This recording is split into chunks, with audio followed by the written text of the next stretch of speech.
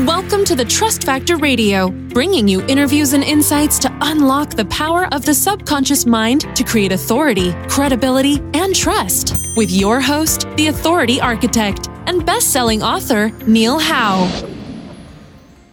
Hello and welcome to the show. This is your host, Neil Howe, and today my special guest is Micae Brown from Micae Brown Sales Agency. And Micae Brown is a full-service agency that is solely focused on generating revenue for their clients through sales, which is the all-important measuring stick. So Micae Brown, welcome to the show.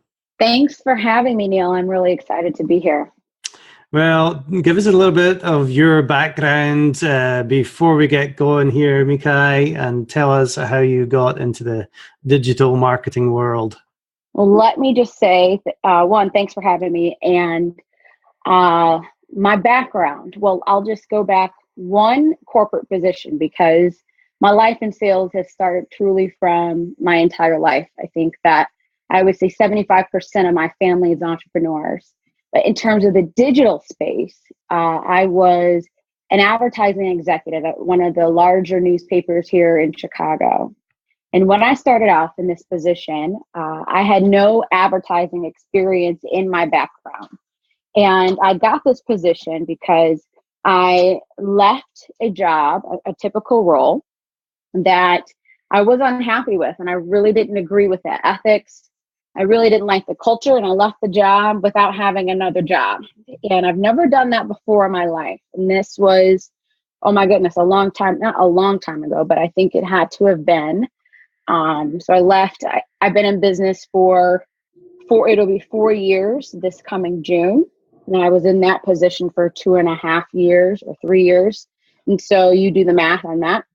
And I actually met a group of people that had actually wound up purchasing the paper. And it was at this auto show gala. And I love telling the story because we always have to make sure that when we leave our house, no matter where we go, you always have to be careful with what your attitude is and how you present yourself, because you truly never know who you're talking to. And they asked me, and they said, hey, you should come and work for us. And I said, well, who do you work for? They said, oh, well, we don't work for anyone. We just bought the paper and we're looking for people to kind of transform the way we're selling to advertisers and the way we're putting out content. And I said, of course. And when I got in this role, funny enough, no one really wanted to help me do my job. And I had a hard time. I was the youngest person. I was the only woman of color in this position. And I had a rough time. And I sat in a desk that sat empty for 6 months. But the dollar amount, I had the largest revenue responsibility. So I was really set up to fail. And I was like, okay, I'm not a failure. What can I do? So I went on LinkedIn, and I used to have a background in recruiting. And so I had a large network already. And I was a part of LinkedIn when LinkedIn just started. So I was like a star, like a lion LinkedIn Open Networker when LinkedIn Open Networking had just started. Like when people talk about that, I laugh. I'm like, yo, I think I invented LinkedIn Open Networking. Like you don't even know, And so I looked up every person of color that had advertising in their job description. And I just said, hey, can you take a meeting with me and help me understand what you do in your network? You wouldn't believe how many people told me yes. And I started going on all these meetings. The cool thing about it was it looked like I was going on a ton of sales calls. So I had all these sales meetings, which was great. So I was like achieving my activity metrics. And I went on these meetings. I learned a lot. But what was crazy was the crazy part about it. No one could do business with me because we didn't have a product that was catered toward the multicultural market. And that was an issue. So what happened was I decided to say, all right, I should come up with something. And so in the midst of me thinking I should come up with something, the connections that I made helped me tremendously. And I moved my way up the ladder. I turned the desk completely around, and I was number one in our company on the digital side of advertising. And my territory was on the East Coast. And I was getting kind of bored. And I was like, all right, I should invent something so that I can do business with all the people that I met with before, because everyone I reached out to looked like me. You know, people do business with people that are like them, that they like and that they trust. They look like them. So I reached out to people that look like me. And so I'm like, well, you know, digital video is, you know, small videos online is the hit right now. And this was like 5 years ago, 6 years ago.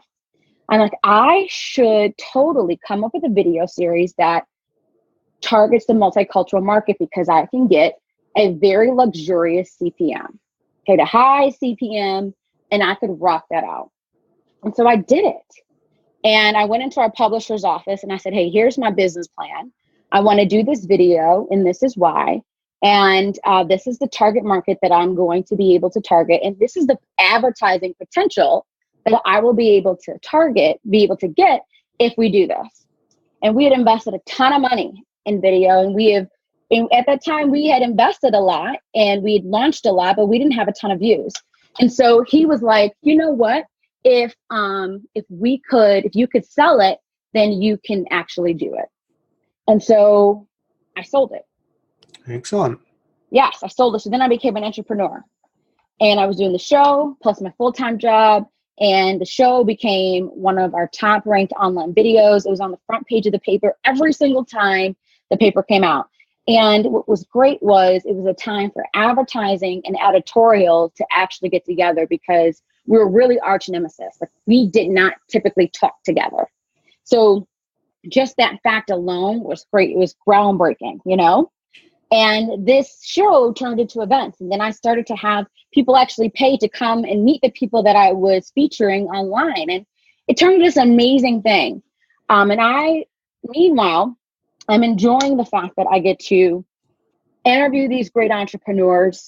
I get to help these advertisers meet their market and actually resonate with their brand and get creative. But at the same time, I wasn't all the way happy, because I was like loving the life that these entrepreneurs had. I'm like, man, I really want to be like them, because on a Tuesday, if it's really good weather, they can be at the beach if they want to. You know, not to say that they didn't have to work Saturday and Sunday, but I wanted the freedom and flexibility that afforded them.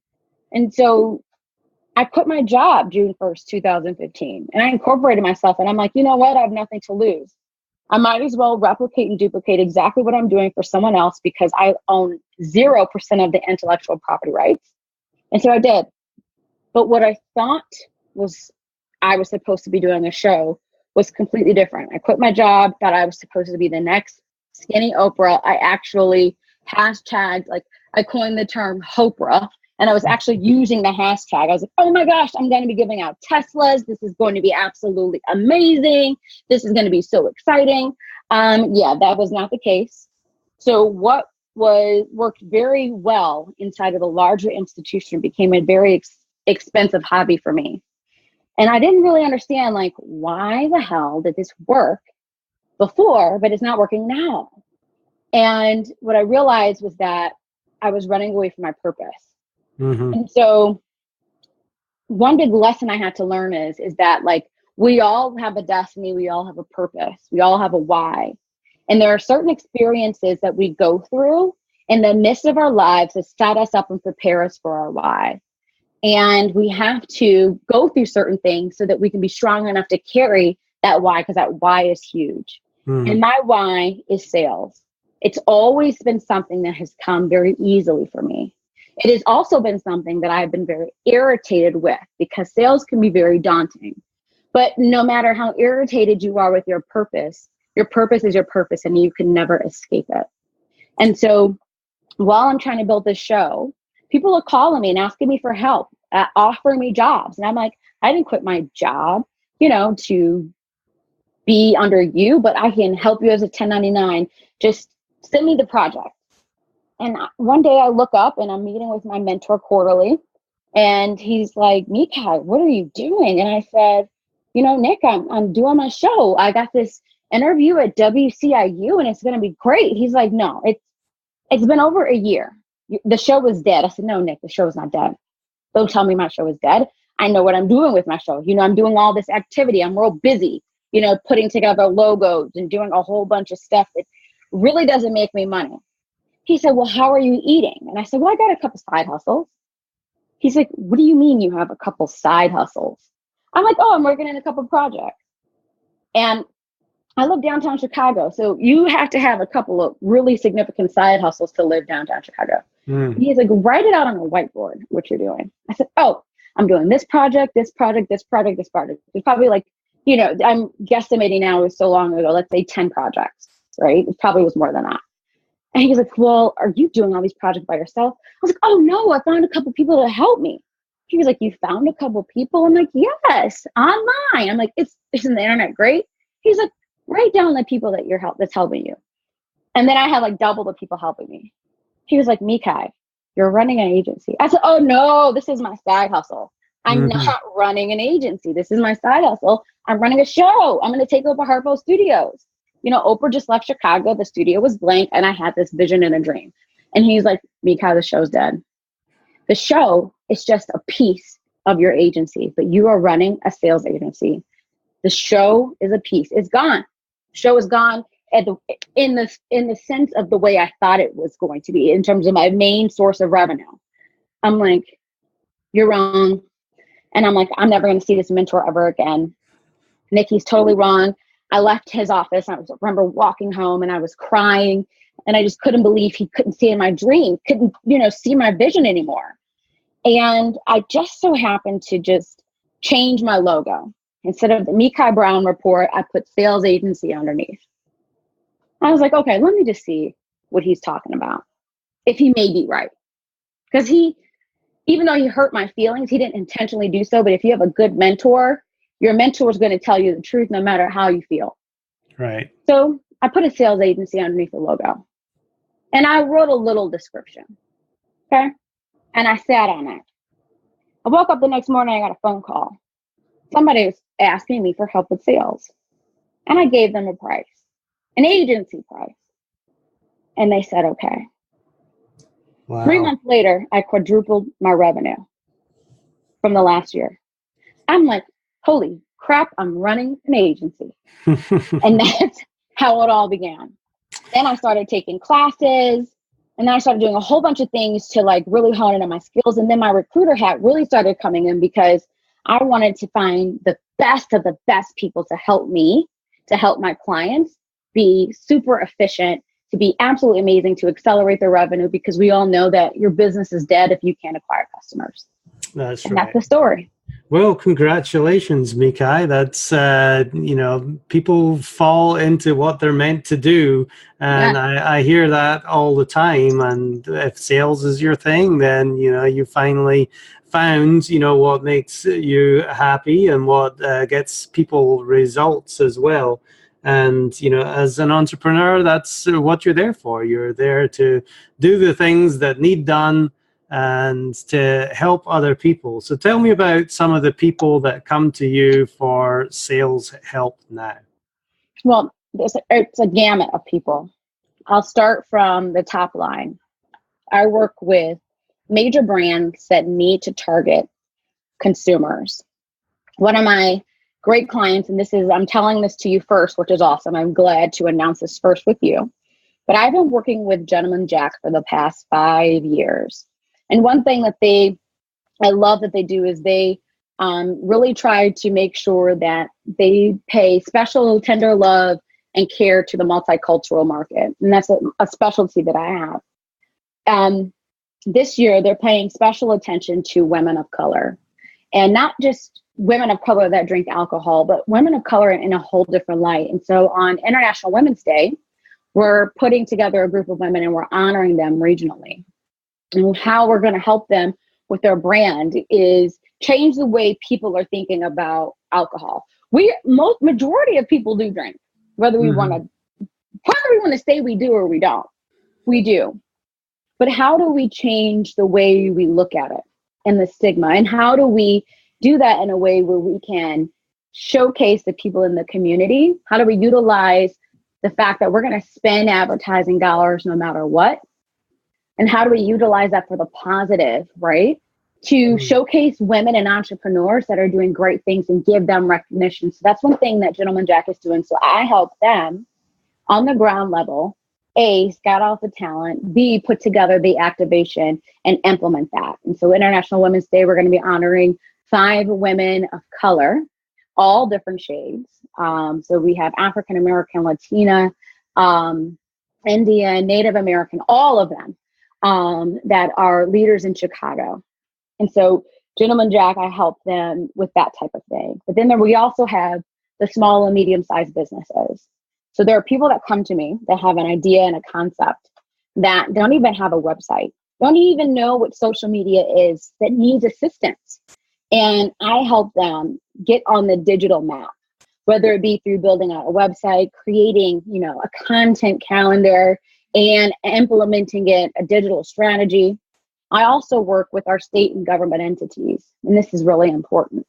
So we have tons of small, medium-sized, or large-sized businesses that have rights to work with, things like the Illinois Tollway or the IDOT or the city of Chicago that may not have all their I's dotted and T's crossed, but they have the skill set to work with these entities, and they just need help on the bidding process and making sure that they're coming to the plate the right way. So I do deal readiness coaching with them to make sure that they are set up for success so they can sell to these government and state and agencies appropriately.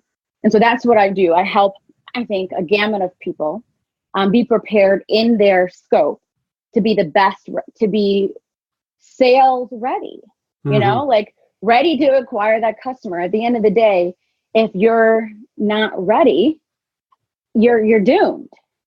My father always says this thing, if you stay ready, you don't have to get ready.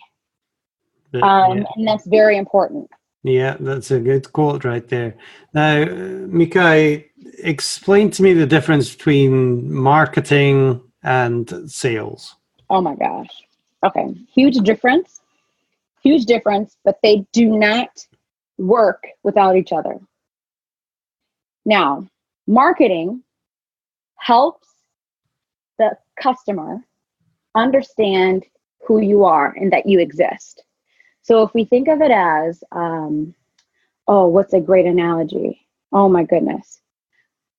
I'm typically super great is such an awful term. I'm normally really good at, that's so awful. I'm normally really good at analogies, but if we think about a new product coming to the market, marketing, let me give you an example. So every Tuesday in Chicago or Illinois, we have this alarm, this tornado watch alarm. And it's this blaring thing. It goes on the TV, it's outside, and it's just an alarm to let you know that we're testing to make sure that you all know that if there is an alarm, this is the alarm if a tornado comes or a big, weather thing. Mm-hmm. So that's marketing. Marketing is put into place to sound off all the alarms to let you know that this product, service, or whoever is here. Okay? It is their job to sing it across the rooftops, to stop your television, to stop everything that you're doing, to say, hey, this thing exists. Then sales. Okay. So then it's like, oh my goodness, this thing exists. I need to call, right? So marketing is also in charge of ensuring that people understand how to contact. Like, is it a website? Is it a link or whatever? Then it's sales job to utilize that traffic that marketing did to then go about contacting each person that clicked, called, or whatever to transfer them into a customer. So if it wasn't for marketing, sales wouldn't know who was a customer, right? Marketing's job is also to do research on who would be a good customer. However, it's also sales job to do further research to tell marketing, hey, I just want you to know I've talked to 100 people that fit our quote unquote target market that said no. I need us to go back and do some more research because I think this is wrong. So if marketing and sales do not talk, we do not get smarter in our sales process. So marketing is the alarm, sale is acquiring the customer. But in order for those both to work, we both have to talk to each other so we can get smarter and give each other feedback. Right. Do you see in many businesses that they, do a good job of the marketing, they get some people coming in, but unless they have somebody that really understands sales and is able to close, that they might struggle? Yes, all the time. Mm. So this company is not my client, so I'm okay with labeling us. Comcast. Just think about it. Mm-hmm. Comcast does a great job of, let me not even say Comcast, because I would say that their marketing has been off lately. Like 10 years ago, Comcast did really great marketing. They were one of my largest clients at the newspaper, and they spent a lot of money targeting consumers, but lately they've kind of slipped. But so let's talk about this past tense, okay? Comcast, let's say 6 years ago, did a great job targeting consumers, hitting people in the market, billboards, etc. But when I would call, I had a poor customer experience. I was on the phone for a long time. The people that I talked to didn't have the flexibility to price match or meet me where I needed to go. And I don't feel like consumers were asking a lot to acquire a customer. They were so confident in who they were as a provider that they didn't care about, the people that you may have lost along the way for a couple of pennies. And so that's a turnoff. But somebody does a really good job is Southwest Airlines. Southwest Airlines not only does a great job in marketing, but their customer service is absolutely amazing. And when it comes to disasters and making sure that we're up to date when major PR things happen, they are always keeping their customers together. So Southwest Airlines is a great example of someone that does a good job at marketing and sales. Mm. Yeah, I know, being a Comcast customer myself. Yeah, I'm a Comcast customer. They do have a great service, and the product is good. The infrastructure that they have put together is awesome. But you're right, the user experience is what I hear all the time. Right. People hate Comcast customer service, Right. and that is a big thing, to where you don't want to give them your money, even though they've got a good product. Exactly. Southwest, I think they really speak for themselves, being the number one airline now. Yes. So customer service matters a lot. But talk to me about the problems that some people have, and maybe some of the smaller businesses with sales, and actually getting somebody to put their hand in their pocket, pull out their wallet and their credit card, and hand over money or make that transaction, because that is difficult for many people. One thing that I think businesses have a problem with doing is the fact that they are not confident in the product or service that they are providing to ask the price that they deserve. Mm-hmm. So I can't tell you how many times I am sitting on a phone or putting together a pricing strategy or coaching, and I'm like, why the hell are you pricing this at this? Or why did you charge this? Or why are you discounting your prices? I can't stand discounts. Discounts make me want to go crazy. Okay. So I don't know what it is. It's like this stigma, well, if I give them a discount, they're gonna want to work with me. No, if you give me a discount, I'm gonna think that I can always get a discount, and I'll never pay you your worth. So businesses don't understand their worth, and they're so afraid of losing that dollar.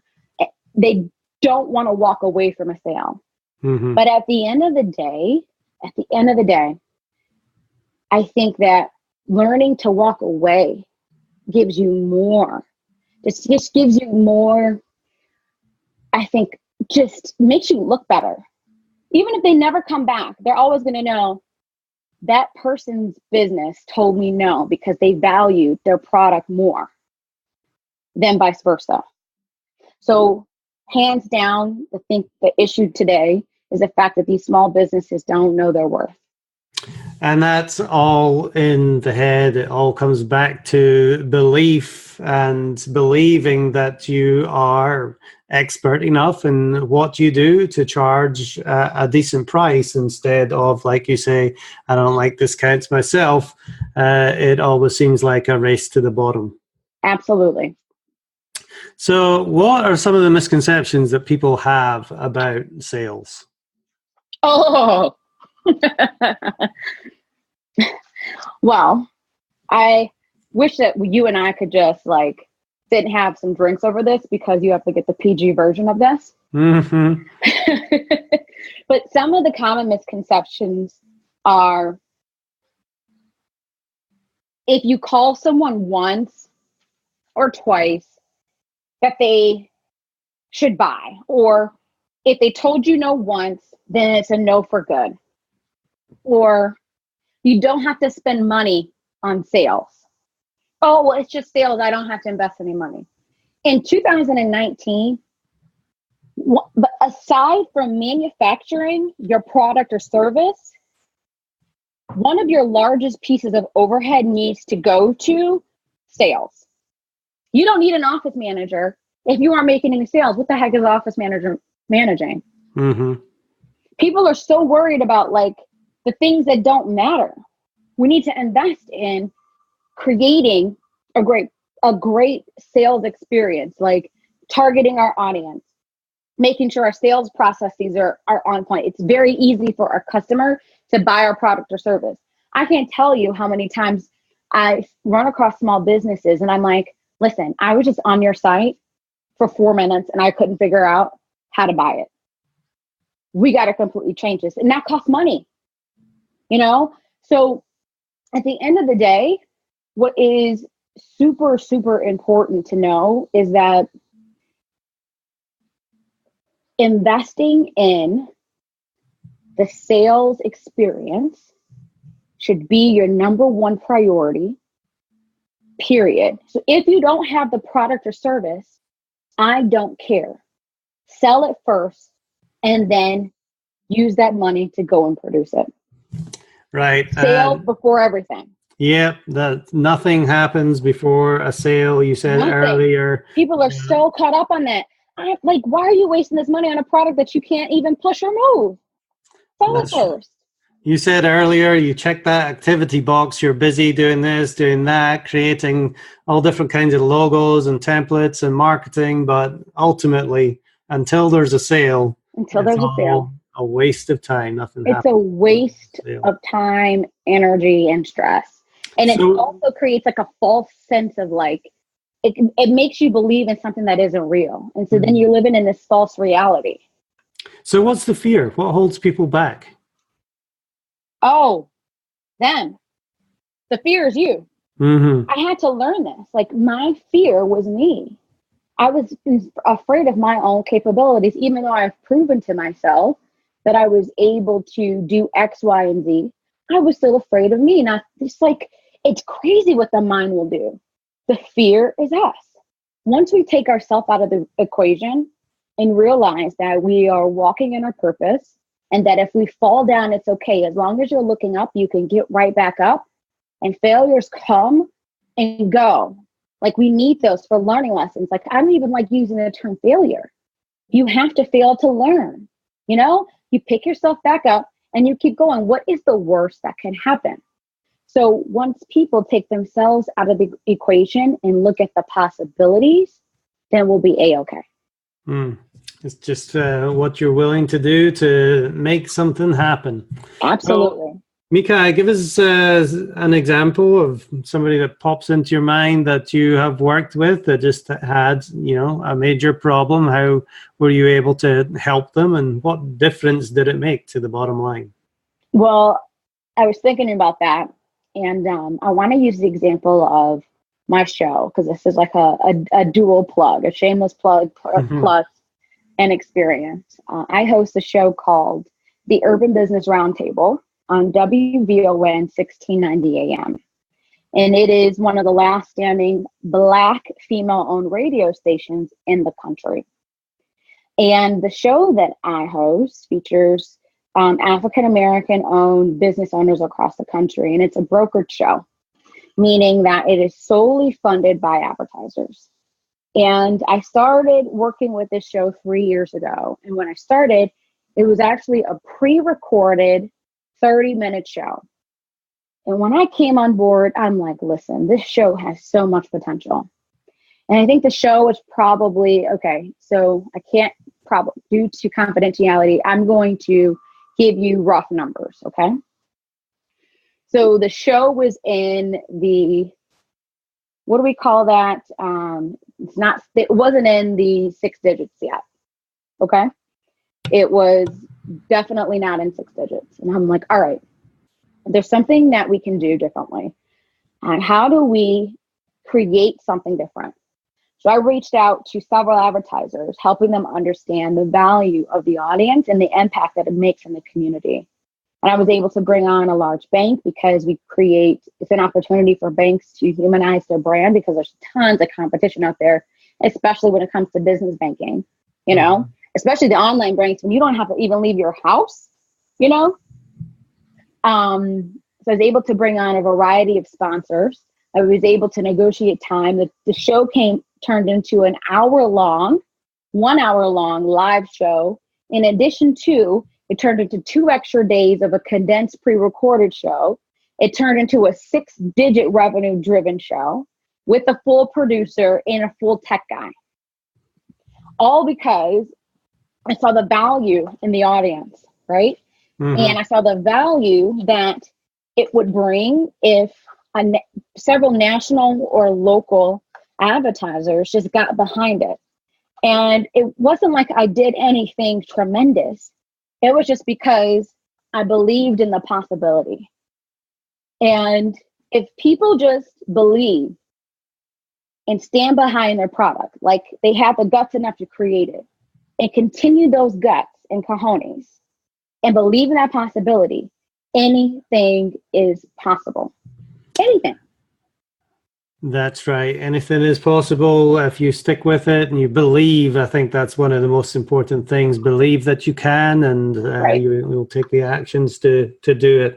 Well, Micae, this has been very good, very interesting just to hear your story and how you have, gone on your journey to become who you are and really helping people out with sales now.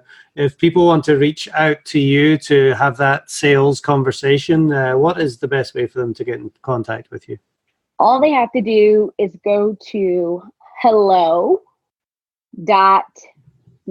Brown. Oh, wait, no. All they have to do is go to help, HELP.MicaeBrown.com. And that's spelled MICAE Brown.com. So it's help.MicaeBrown.com. You can also follow me everywhere on every platform at MicaeBrown.com. Google us. We have some very good SEO. So if you just type in anything in relation to Micae Brown or sales agency, we should be popping out. Excellent stuff. Well, Micae Brown, based out of Chicago, Illinois. I hope you don't freeze tomorrow. You're getting that blast of Arctic. We are getting a blast of Arctic. But I've really enjoyed talking with you, Micae. And thank you very much for having me. Yeah, thanks for being my guest on the Trust Factor Radio today. Absolutely. Have a good one. And to our listening audience, if you like what you hear, hit that like button and share, and we'll see you next time on the show. You've been listening to the Trust Factor Radio with Neil Howe. To learn about the resources mentioned in the show and to listen to past episodes, go to thetrustfactorradio.com. To get a copy of the book, The Trust Factor, go to thetrustfactorbook.com. If you are ready to act now and build your authority, credibility, and trust, schedule a consultation with Neil at theauthorityarchitect.com.